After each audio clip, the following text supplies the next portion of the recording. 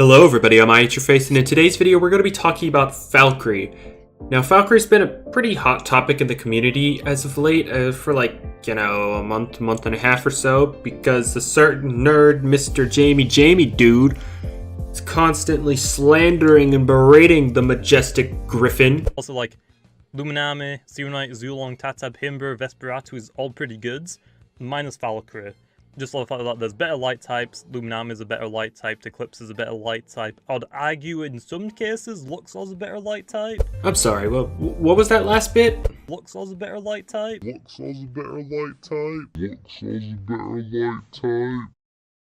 Luxor, who is walled by freaking Feevine? No. It's not a better light type than Falkyrie. But the point is, ever since Jamie posted that video like Falkyrie's the worst starter, the slander has gone on non-stop. Falkyrie is weak, Falkyrie is no good, Falkyrie is trash, Falkyrie is useless. The community has just been piling up this negative attitude towards Falkyrie, and I don't get it. Because the Griffin's actually pretty good in the metagame at the moment. So that's the point of this video. I'm just going to be going over a couple of sets that you can use to actually use Falkyrie effectively. And, actually have its own niche over Loomian or Eclipse. And so yeah, this is how to use Falkyrie.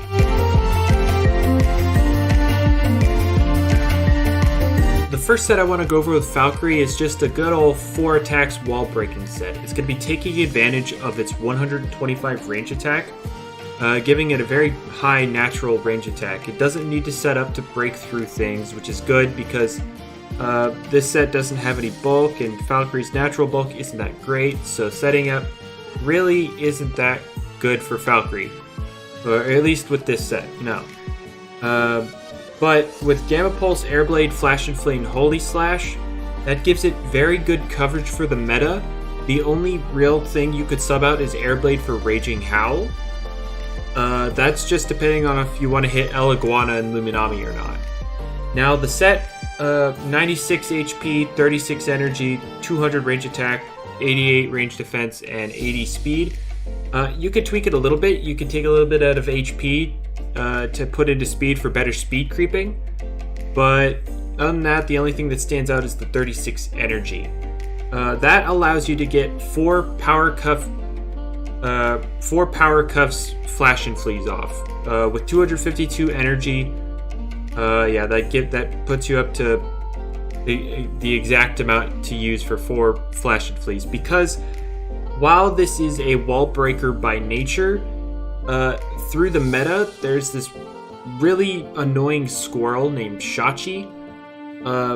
Falkyrie is able to pivot off of that thing because it resists both of its attacks that it uses, both Foul Chant and Elemental Burst. So yeah, that's what's really, appealing about Falkyrie. Not only does it hit really hard, it's able to somewhat deal with that Shachi thing that's really annoying. You could come in against it, and be it if it Foul Chants or if it Peace of Minds, you could Flash and Flee off of it and go into something like Vesperatu to deal with it.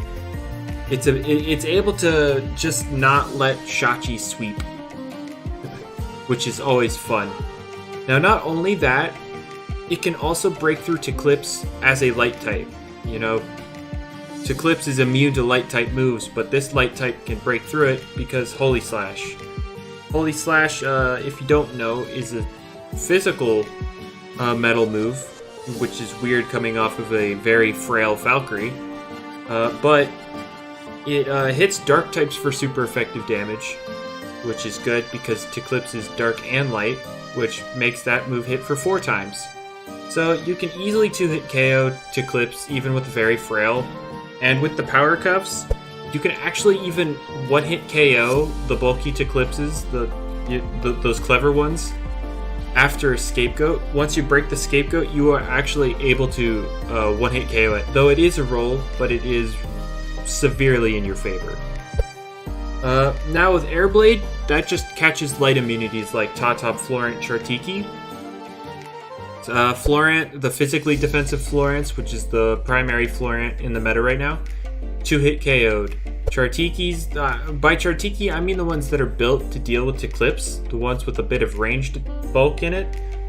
Yeah, you could 2-hit KO those too. Other things you could 2-hit KO with it, Terrafly, not that that matters, but you can actually 2-hit KO Swolders as well. So it just provides good coverage for the, the bulky meta. Obviously, Obsidragon is 2-hit KO'd.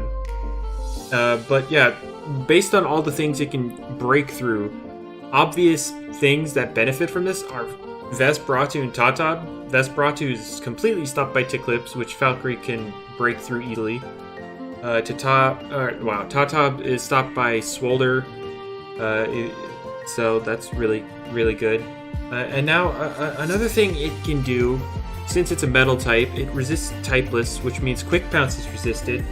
So if you have any offensive threats at low HP in range of Borak, you can actually bring Falkyrie in on that, and it actually does a very good amount of damage against it. Depending on the set, you could do anywhere between like 58 and like 70% of its health with a Gamma Pulse. So if it's in range of that, you could just fire off the Gamma Pulse and boom, it's gone too. Now, this set isn't perfect, obviously, because no Loomian's perfect. It's still weak to Chase Down because it's a light type. Ooh boy, that's always fun. It's also weak to Ursul's Priority. That's also really fun, considering it carries both Priority and Chase Down. And this set, it's got no recovery, and its natural bulk isn't that great. Sure, it's got a pretty good range attack, or range defense, but that's not that great without recovery. But yeah, this set is designed to just break through walls. Now, items, the Power Cups isn't exactly necessary. You can switch it out for an Air Essence if you don't want to increase your energy costs, in which case you can drop your energy down to 20 instead of 36. But you can also run Raging Howl over Airblade if you want, like I mentioned earlier. El Iguana walls the Airblade variant, and so does Luminami. But with Raging Howl, you can actually catch both of those on the switch and 3-hit KO them. Luminami, it depends if they have Rejuvenate or not, but if you run a Luminami like the one I do, the defensive pivot one, that one doesn't carry Rejuvenate, so you can break through that one. So that's good. It's not a 2-hit KO, but it prevents them from being natural switch-ins to Falkyrie. And of course, Raging Howl is only 20 base power weaker than a super effective Airblade, so things like Florant, Swolder, Tatab, those are still getting hit really hard by it. So it's still a viable option. I just prefer Airblade because, one, it's cheaper, two, it doesn't have recoil. But yeah, that's what that set does. Now another set you could run with Falkyrie is a more bulky pivot set. This is the set I personally prefer in the current meta because there's that annoying squirrel, that's Shachi, that's super hard to switch into. This set just maxes out its ranged bulk with a clever 200 ranged defense. Still nimble because you want to outspeed some stuff. Ironic I say some stuff because it's faster than the other set. You're running Awakening still because the secret ability still doesn't really benefit you in the current meta, and with KABUNGA Coffee, that gives you the chance to refresh your energy, which allows you to throw off more Flash and Fleas, solidifying your role as a pivot. You can run Health Amulet over the Coffee, but the Coffee is one, good for Falkyrie, and two, keeps open the Amulet slot for the rest of your team. That's a very contested slot, so if something doesn't absolutely need it, there you go. But anyway, this is running clever, nimble, still very frail because you don't need your melee attack. You're running Radiant Forecast, Holy Slash, Flash and Flee, and Rejuvenate on this one. This is a pretty solidified moveset. You're not really going to need anything else on it. And with the TPs, you got 128 HP, 20 energy, 200 ranged defense, and 152 speed. Now, the speed looks really weird, and I'm gonna admit this is a very weird speed benchmark to hit. Why am I running such a weird speed? That's because there's a rise in popularity lately with that meme Borak set that runs Brawny Nimble instead of Very Brawny, and yeah, this just outspeeds that. So you don't get memed unless they run the infamous Very Nimble Borak. But that's what the speed's for. You could drop it if you don't want to. You could drop it to the other speed benchmark if you want, but you know, that's what that's for. So anyway, this switches in on Shachi a lot easier. It opens up the door to switch in on a lot more moves because you're running a lot more bulk. You can switch in. You reliably switch in on to Clips and Shachi, the two things you are primarily there to deal with. More hits, I guess, like what, Cinemoth, whatever, however you want to pronounce it. Other Falkyries, though nobody uses Falkyrie because, you know, Jamie. But yeah, just ranged hits in general. That you have a nice 150 range defense. There is one thing Jamie mentioned in one of his videos, and here's that clip. Like, it's not bulky enough to really use it. Like Luminami, it gets health every time that he uses it. And you know, that's really weird considering Swolder has very comparable bulk to Falkyrie. Falkyrie has 84 base HP and 87 range defense, and Swolder has 85 HP and 85 melee defense. So like, Swolder's bulky, but Falkyrie is not. Really? But yeah. Anyway, I just like to make that comparison because Jamie's stupid. But this set, Radiant Forecast, you gotta be wondering why. Because this is a pivot, you're not going to be spending too much time in the actual battle. You're going to come in, heal sometimes, flash and flee to pivot, reposition yourself. But Radiant Forecast, it pairs extremely well with flash and flee because you could set an attack for 2 turns in the future and pivot out into something that manipulates your opponent into just sacking something. Because let's say you have a Tatab or Vesperatu. What's gonna want to take both a light type move and a brawler and a hit from Tatab? You may think Swolder, but no, it doesn't really work that well because if you're invested in bulk, you're going to eat a jungle jutsu, then the Radiant Forecast. And then you're not, because you're so invested in bulk, you're not going to be able to have enough speed to outspeed a -1 Tatab, and then they're going to kill you off. So that turns your ability to eat 2 hits from Tatab into a death sentence. Same thing with Vesperatu. If it's running Phantom Slash in place of Sharpen, it's under the same situation.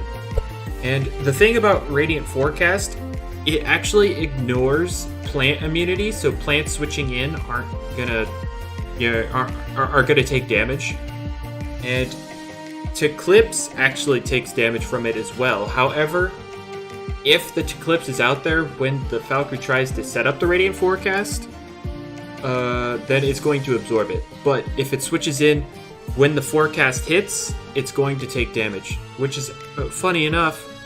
If it takes the forecast damage, then it is in range of Holy Slash to KO. So that's fun. So this set is just, in my opinion, it's better in the current meta because it lets you take hits better and pivot. It's just more reliable because you have recovery and you resist. You have more bulk to actually take the hits from like Shachi and Teclipse. So, yeah, this set pairs extremely well with Tatab and Vesperatu because it, like the other set, it basically invalidates their counters because 1 forecast, 2, while Teclipse completely walls Vesperatu, it still gets obliterated by Holy Slash.